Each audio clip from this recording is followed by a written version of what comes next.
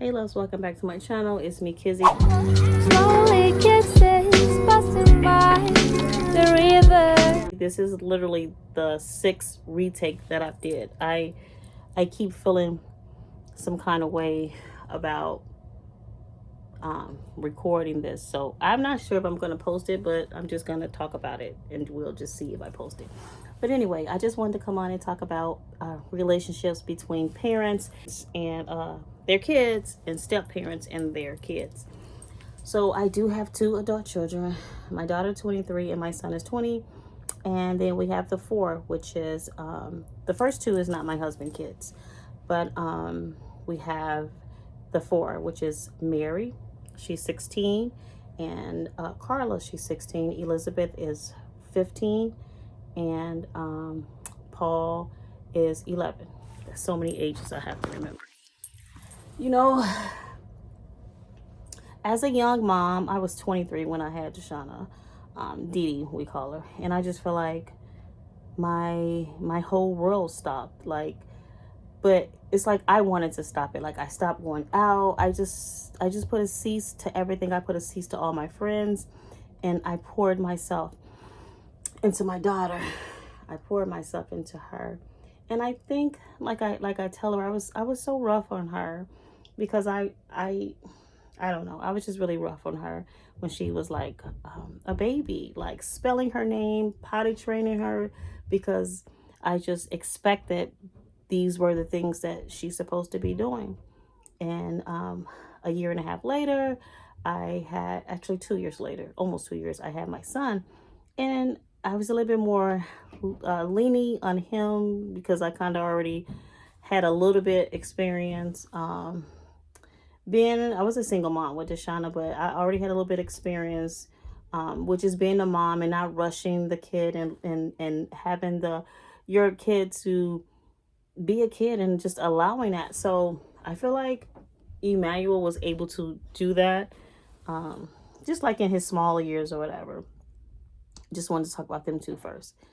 And I think just being a mom to a teenager, period, it can be rough.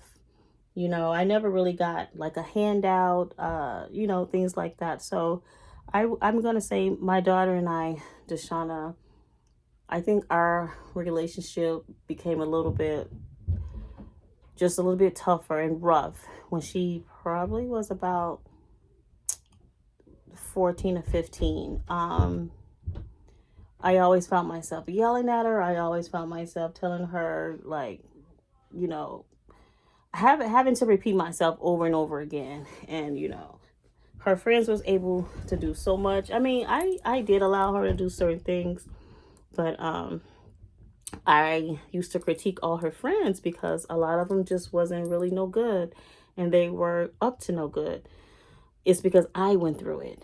A lot of my girlfriends back in my time, they wasn't no good. And I remember being in my teens, and just having actually in my teens and in my early 20s, just having surrounding yourself around a group of girls that that don't like you, or surrounding yourself around a group of girls who actually, I don't know, talk behind your back, whatever. Anywho, so I used to always tell Deshauna about her friends, and she didn't like that. So we always kind of just bumped heads, like bump heads all the time. And I felt like she was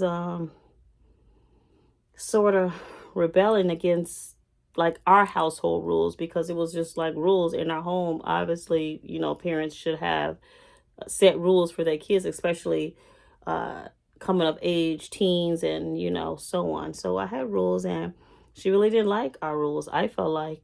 So she moved out. She was 17. She was in her last year. She went off to Job Corps, and she ended up meeting her boyfriend. That was about 4 years ago, and they're together today. So that's that relationship. But I would say, as recently, I just began to see my daughter differently. Yeah. You know how you can make a mistake as a parent, think about that mistake, and I don't know. For me, I just I feel like I understand like her rebelling against me. I feel like I was so rough, like and so sergeant, drill sergeant with her, where she really wasn't allowed to be a teen, you know. But it's like I'm able to see that because she lives with me, and you know, and it's going fine. You know, she's came back to live with me a couple times, and we still I had to let her go. Like, no, it ain't working out. You know, you got this crazy attitude, well, whatever.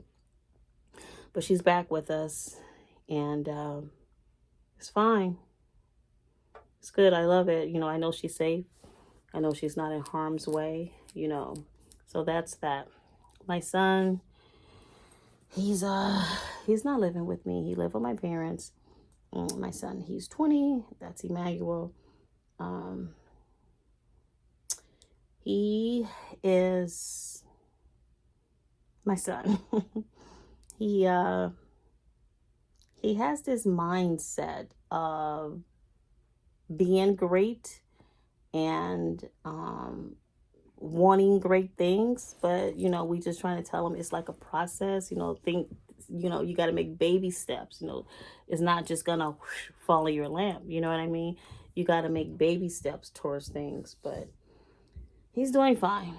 He just bought himself a car with his own money, so you know, I guess he's doing fine. um yeah. But what I'm gonna say about my first oldest two, I hear women with kids, older kids, adult kids, like my kids' age, my oldest two age, that where their daughter talked to them in this horrific way, or the mother and daughter call each other these foul names, you know, or the son don't respect the mother. So what I can say for the most part, my two, they're full of love and they so respectful. They are very respectful kids, and I just have to be grateful for that, you know. So I did something right. So we're gonna talk about the last four, which is the girls. The girls, they doing good. Um, I got two of them who's like a social butterfly who wants to go everywhere, but you know, we just gotta slow it down a bit. So much happening. And you know, my other daughter Mary, she's more of a homebody. She likes to like watch her surroundings. um she's probably more like me in a sense of a homebody. Like yeah, she's gonna be 17 in April. She's like a homebody. She's like her mom.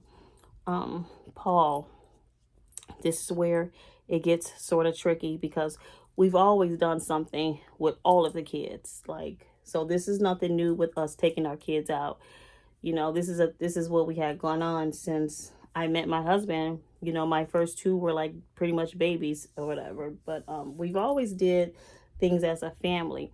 But somewhere down the line, I feel like my baby Paul was not being seen nor heard. Um, I don't know. I feel like he is the kid that I've been having like a lot of issues with, and it's so shocking to me because like I pour so much into him, and I probably babied him too much, you know. I just probably just did so much, and you know, that I shouldn't have probably did. I don't know, but when I say we having problems with him, nothing that's major. You know, it's just things that I didn't experience with the other kids, and we all know the thing. All kids are different. Yeah, that's true.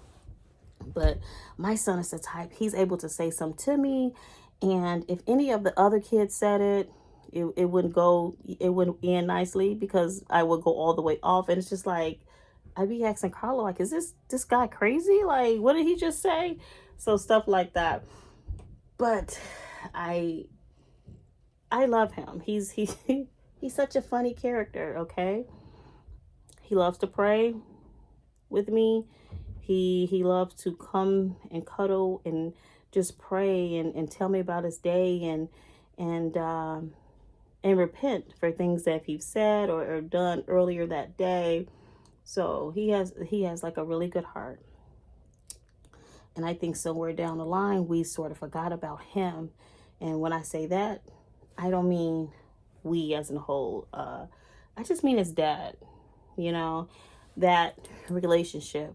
Um, and Paul is very, very verbal in a respectful way. You know, he needs to have that quality time. He needs to experience that one-on-one, that quality time with his dad. He needs to have that because it's so important. Because what I can honestly say is my son Emmanuel, he didn't have that with my husband.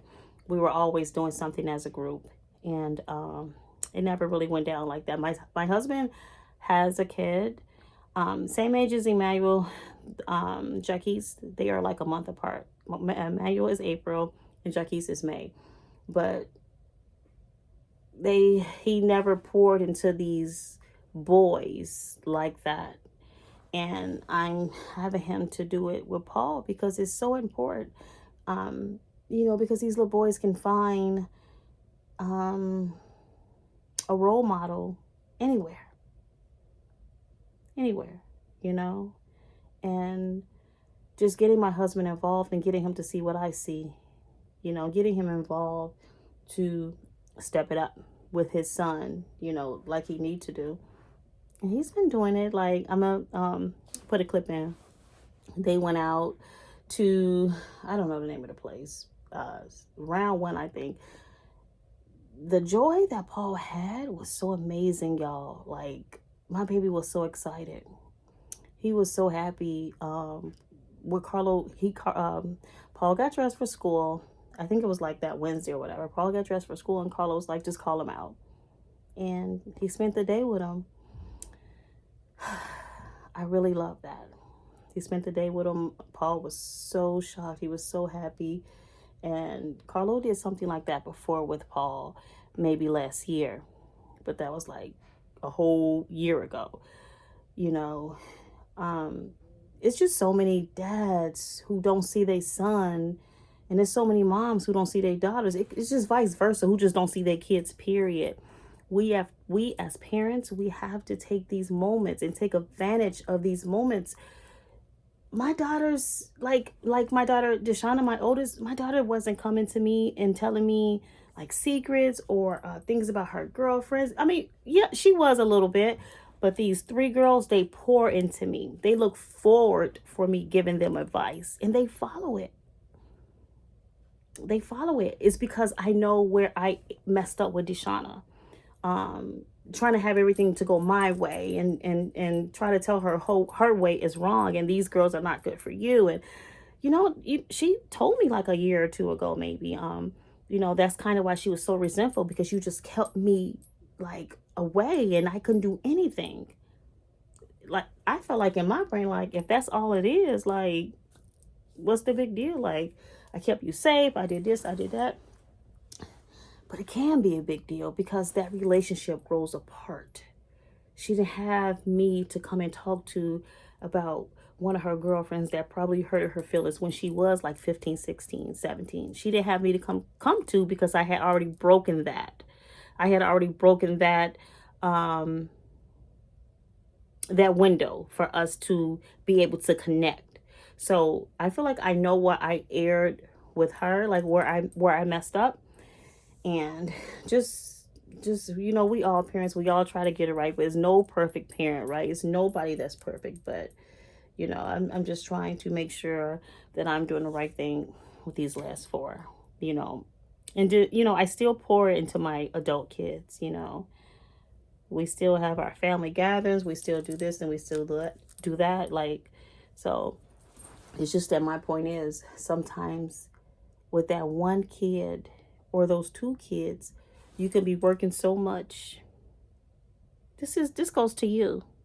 You could be working so much. You could be so busy with your own life, running the streets or whatever it may be, and you forget about them, or you forget about him, or you forget about her. And then time flies, and they don't want to be bothered. They don't want to be bothered. They don't want to have no parts of you because you didn't pour into them when they were thirsty. Now I'm thirsty for you. You got your back turned. And sometimes we don't realize that as parents. Sometimes as parents, we always feel like we have to be corporate, or we always have to be like a drill sergeant. I feel like I'm a relaxed mom, but my kids know me. I feel like I'm relaxed. I feel like I am that cool mom, like, um, but they know me, they know like what's disrespectful and all that and all this and all that, whatever. It's just for the kids out there, because I just I see so much, I hear so much what my daughters tell me. It's just so sad, especially with a relationship with your daughter, calling your daughter all these horrific names, and um that's your baby. I that's one thing about my oldest daughter. I could never see myself as angry as I used to get with this girl. I could never see myself foul mouthing her,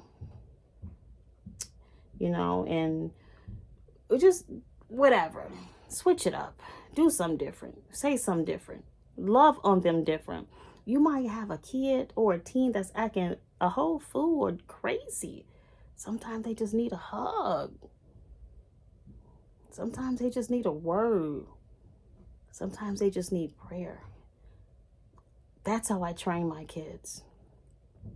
My kids know, all 6 of them, 7,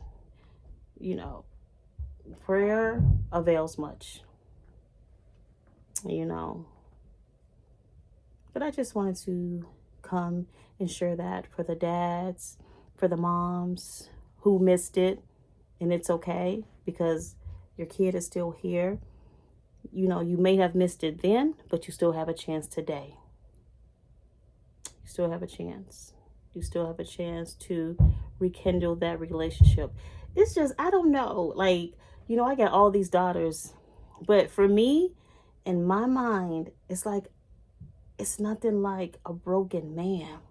A broken woman too, because a broken woman can go house to house. When I say house to house, literally man to man, to find what she missed. So it's both. It's both sexes that can be so broken, but a broken man is just no good. A broken man is no good. That's why we just have to, as parents, do what we got to do. Stop blaming time. Stop blaming your work schedule. Stop blaming, got to get these bills in order. Just do something different. Say something different. Because, the kids, they didn't pick their parents, They didn't.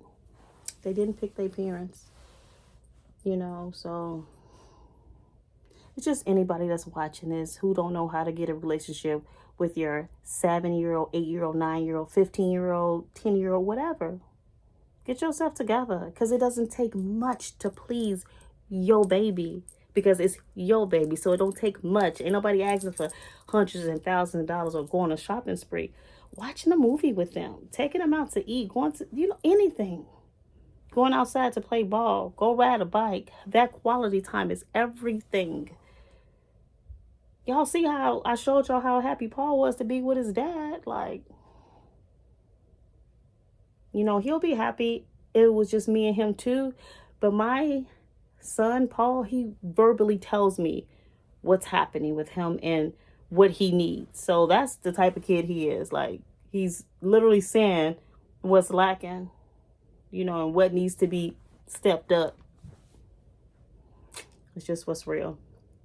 Like I said, there's no perfect parent. Pray about it. Ask God to direct you. Ask God to lead you in the way that you should go, so you can put your big girl boots on and go be a mama. Put your grown man pants on and go be a daddy.